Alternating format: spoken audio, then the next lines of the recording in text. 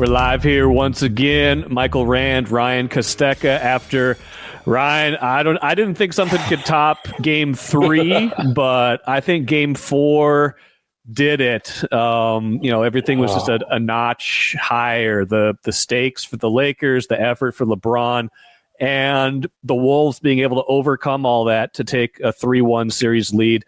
They closed this out. Like, the biggest thing I thought was their deficiency going into this whole series was what's going to happen in those clutch time moments. Yep. And both of these last two clutch games have gone to the Wolves. Both of those were absolutely in the balance with 4 minutes left, and they were the better team down the stretch of both games. We've talked about it at length, leading into this postseason, was this series was going to hinge in the clutch minutes. And if that was the case, you got two of the best closers in the NBA in LeBron and Luka going up against, a team that had struggled in the clutch lately. And all of a sudden, get to the postseason, and Edwards looks like the best player on the floor. He is absolutely phenomenal. He is not afraid of the moment, whether it's in Los Angeles or in Minneapolis. He's ready to go. So I thought that was really, really impressive. The team as a whole, I just feel like the Wolves are just a more cohesive unit. I mean, the fact that Ant gave up that ball to Nas after Nas has hit the 2 threes, instead of Nas taking a little, push shot from the free throw line, drops off to Jaden McDaniels for the N1 dunk. I mean, trusting your teammates like that is absolutely insane. And I think it's the difference with the Wolves. They believe that each one of their guys can hit that shot, while conversely with the Lakers, we've seen Reeves had a couple chances late, did not hit it. So that's everything you need to know right there. 43 points for Anthony Edwards, 12 of 23 from the field, 14 of 17 from the free throw line, also 9 rebounds, 6 assists, only 1 turnover. I mean, that's a masterpiece. He played 44 minutes, which sounds like a lot until you realize that Luka Doncic and LeBron each played 46 minutes, including the entire second half. I'm pretty sure Ant played the entire second half as well. I mean, this is Game 4. Game 4s are the best because when it's 2-1, the team that's down 2-1 is desperate, and the team that's up 2-1 is hungry. And so it's like the Game 4s are just beautiful. This was a classic Game 4 in every sense. It really was. I mean, we both knew coming into this that the Lakers to win, they were going to need a godlike effort from Luka and a godlike effort from LeBron, which I thought was going to be really difficult considering just this 38-hour turnaround. I mean, that's really tough on a 40-year-old LeBron James, and he was phenomenal for most of the game. I mean, a near triple-double. I think it was 27 points, 12 rebounds, 8 assists. Yeah. Luka had 38 points. Luka was great. I think there are a couple key stats. The biggest one to take away, Luka Doncic, one of the best players in the NBA. He finished with, I believe, 1 assist in the whole game? 2 assists, 2. 2 assists. Yeah. I mean, holding Luka to 2 assists and 1 rebound, that is absolutely that's the win in itself. You're not allowing anyone else to get going. So that was huge for the Wolves to pull that out, to take essentially their best shot and still get the game done, get the game won. Very, very impressive from the Wolves. I was definitely thinking, I didn't know if the Wolves had that killer instinct in them. No. Could they stomp on the Lakers' throat? Could they land that haymaker when they needed to? And it looked like it started the second, third quarter. I think you had the tweet saying, did they just blow this series? I thought they did. 3 minutes, right? Because it felt like what they had done so often during the regular season, where you had those 3-minute lapses where it's like, oh man, everything's going good, and then they just have a lapse, and then that's where the game turns. I really thought that was it. And then to their credit, they finally got the lead.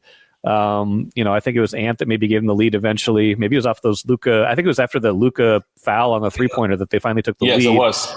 And then, Lakers got it back, credit to them, with a couple threes, but then that play you talked about. But I really thought they had done I didn't think they could withstand that kind of lapse in a game like this, but they did.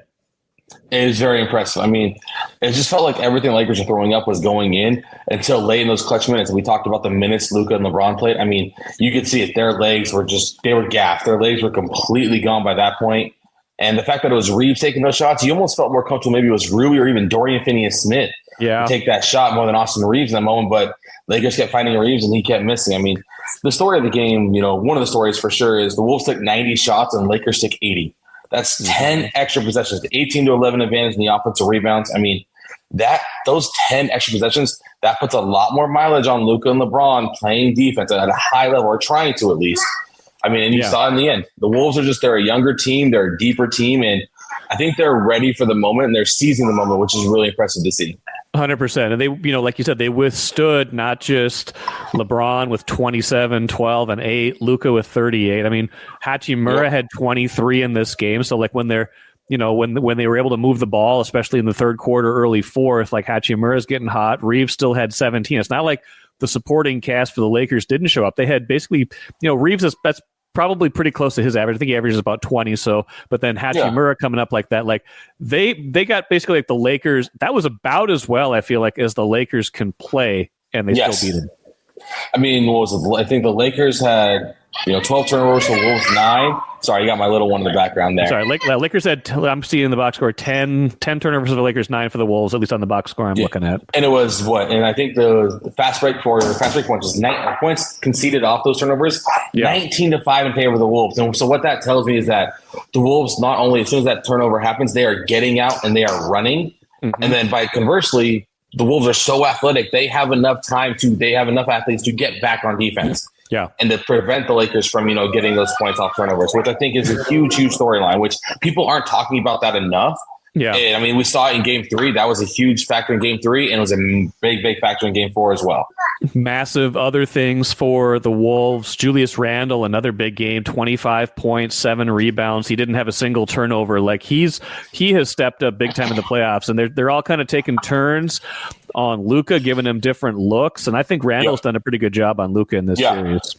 I think Randle has done a good job with Luka, and he's, in a sense, maybe the big body that might give Luka a little bit of trouble in the sense Luka's not this incredible athlete. And so you're not worried about him necessarily getting by Randle per se. So if Randle can just kind of stick with them and really, be big, be physical with them, it bothers Luka. I thought Randle was great especially in that first half.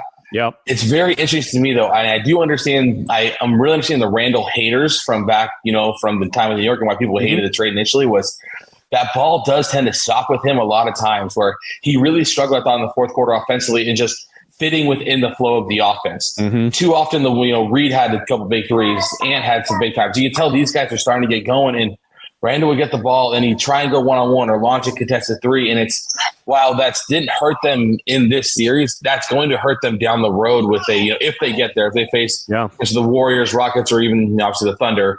When every possession counts, you can't afford to have lapses like Randle still seems. But in the end, I mean, you're willing to take, you'll take those few, tough possessions for the 25 points in the tough defense he gives you. I mean, the reason they were in the game in the first half was because of him and Ant.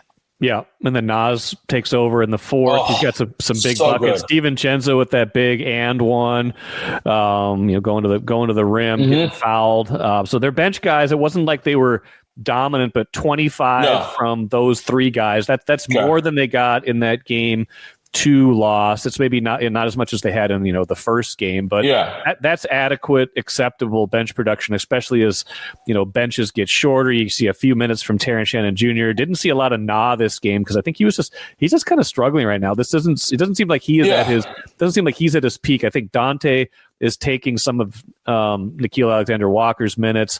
Conley's been able to stay on the floor even though he's not scoring. Yeah. Gobert was still somewhat impactful defensively. They got to figure this out because those Gobert minutes are not good minutes for them. They were a minus 11 in his 26 minutes, which means in the other 22 minutes they're a plus 14. They got to look at that going forward. Like they can't keep giving away points in, especially if they can't figure out a way to get him going offensively. I know, right? And he finished with 10 rebounds and he alters so many shots to the rim. And I've always been, like I said, my time in Utah, getting to know him and actually really watching, studying his game, I've been a big Gobert believer. But I thought tonight he did not play very well. I really didn't. He had he had the 10 rebounds, but he had very minimal impact. A couple rebounds where he batted out, which was great in the first half. But the second half, he was a non-factor. And if that's the case, if you're Finch, you've got to kind of be willing to pull that trigger very quickly. Yeah. Gobert and Mike kind of have to play together, though. I think you have to mirror their minutes exactly. Yeah. That's going to be the only way. So if that means if Mike is struggling only playing 12 minutes, then Gobert's got to come on as well. Yeah. And I think right now he's still Finch is still mixing and matching a little bit. But you talked about the bench, right? So 25 for the Wolves. Yeah. Lakers, 6 bench points. Yeah. All scored by Dorian Finney-Smith. Yep. So when you get Ant and Julius doing what they do in the starting lineup, and then your bench can outscore the opposing bench 25-6, I mean, that's a recipe for success, and that's very tough for opposing teams to deal with because, it's just wave after wave coming at you. And when you're a team like the Lakers who are older, it's rough. I wonder if they just start Finney Smith next game because Jackson Hayes minutes aren't getting. I mean, he only played 4 minutes this game anyway. I think he didn't play at all in the second half. So basically, the Lakers had 2 guys at 46, Hachimura and Finney Smith at 41. Reeves played 35. I mean, they emptied it out. I mean, they basically did. I mean, their bench minutes outside of Dorian Finney-Smith were 27 bench minutes outside of Dorian Finney-Smith. I mean, they just let it ride. Yeah. They gave it all they had.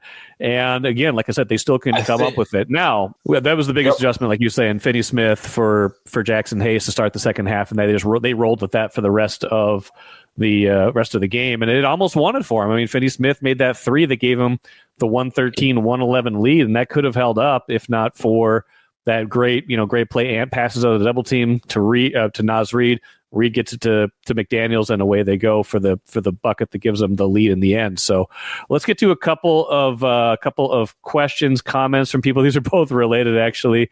Colin, I know him from way back in the day. We played a lot of pickup hoops together. He got dunked on one time. Says, love to age 15 years each game. Colin, I feel you. Yeah, these games are a fun watch. They are not necessarily an easy watch right now. These are taking years off of people's lives. But Leaf, with the kind of companion post on Blue Sky, says, taking years off my life, but I don't care. Those are 2 fun games at Target Center. Like, especially coming on the heels of, the win they had Friday night, then the bummer at the X yesterday for the Wild. That series goes 2-2. For the Wolves to finish this one off, it's got to give a ton of people good energy right now. Yeah, I agree. I mean, it's if this ends in a championship ring, I don't think anyone's going to care about the years they've lost in their lives, to be honest with you. No. And just the fact that you're going up against LeBron and Luka and taking them out, it's worth it. Totally worth it. Now, I feel like, I want to get to one more game before we go, because that New York-Detroit game was insane today. But I feel like the mistake now is thinking this is over. This is not anywhere near over at this point. Obviously, the Wolves in the driver's seat, 3-1. But now there's 2 off days going back to L.A. LA is going to get their legs back underneath them. They're going to be desperate. You've seen that LeBron is playing at an extremely high level. You're seeing Luka playing at an extremely high level. You see their bench support. Like, the Wolves are going to have to be probably at an 8 or a 9 again to finish this series off in L.A., and if they don't, they're going to come back here, and the pressure's still going to be on them. So this thing is not over. They're in a great spot, but this thing is not over. No, far from over. I'm really curious, like we talked about the Wolves, their maturity they've showed this postseason. Can they enter Game 5 with the same intensity? 2 days off, take it. Crypto.com is probably going to be rocking. LeBron and Luka are much more rested. You expect probably Lakers bench players, Reeves, maybe Finney-Smith, Rui, play. They played well, but to find more of a rhythm. Can the Wolves match that energy from the onset? Can they take it to them? Do they have that killer energy again to end this in 5? Especially because that war gets going at least 6, if not 7. Yeah. Right? 100%. So you really want to get that. Any rest you can get, take if possible. Knicks beat the Pistons 94-93, but they probably shouldn't have. That last play of the game was Hardaway in the corner. They come out, the officiating comes out, says afterwards they should have called a foul. Doesn't do them any good right now, but if they call that foul, Detroit down 1. That was a 3. It should be 2-2 in this series right now. I go back and forth about this because, yes, it was a foul. I mean, it was minimal contact, I thought, but it's definitely enough to impede Tim Hardaway Jr. as he's shooting the ball, right? But that was a series. I don't know if you watched that game. The refs just let, the Pistons and Knicks just beat the living crap out of one another. Yes. It was probably the most physical game, apart from there was a Warriors-Rockets game that was insanely physical. I mean, so I understand the non-call in a sense, right? Because this is what you've let happen all game long. My best guess is if that was 3 minutes earlier, they definitely aren't calling that. Yeah. So do you change the way you've officiated this game?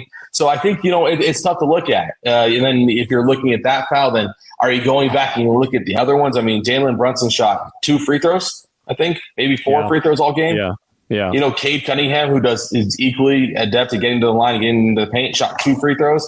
So they were just letting them. Yeah, you're right. There you go. Letting them beat the heck out of each other. So, yeah, it's a missed call. Totally get it. Pistons fans, you have every right to be upset. But at the same time, Pistons should not have let that game, they choked the game away. They've choked almost every single game away in this series they've lost. And now it's a tough loss. Now that's 3-1 for them. Towns was big in the stretch of that game. 27 points, 9 rebounds. That three, he made that deep one.